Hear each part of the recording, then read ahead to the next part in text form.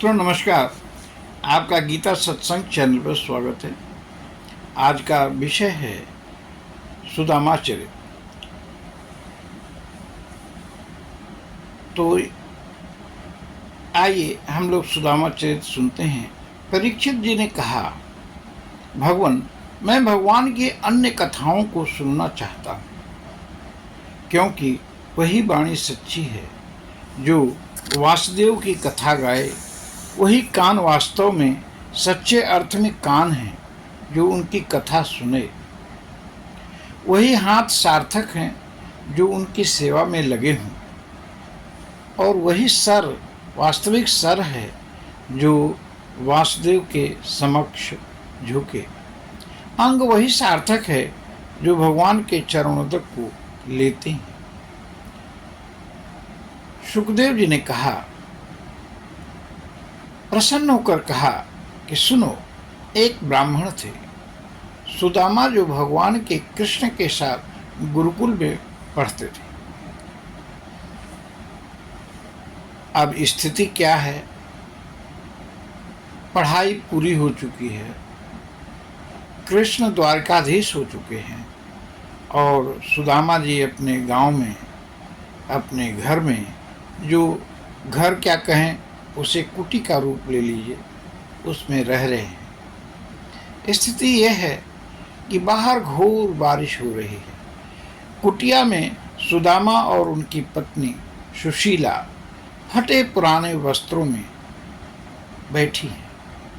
रात का समय है, बच्चे सो गए। सुदामा की पत्नी का नाम सुशीला है। सुशीला कहती हैं, ब्राह्मण, कई दिनों से वर्षा हो रही है, आप बाहर भिक्षाटन के लिए जा नहीं पा रहे हैं। घर में न आटा है न दाल है। बच्चों को सफ़ेद चावल के जल को पिलाकर सुला दिया है। ऐसे हम कब तक भूखे रहेंगे? अरे, आपके मित्र तो स्वयं श्रीपति हैं। आप उनके पास जाइए, यह जानकर कि आप कुटुंबी हैं, वे आपको जरूर अन्न देंगे। वे द्वारिकाधीश, अपार संपदा और शक्ति के मालिक हैं।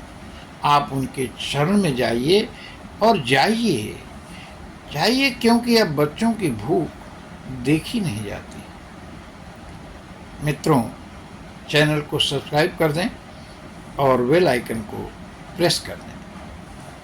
अब सुदामा जी कहते हैं अपने मन में कि चलो, धन मिले न मिले, पर द्वारिकाधीश के दर्शन तो हो ही जाएंगे।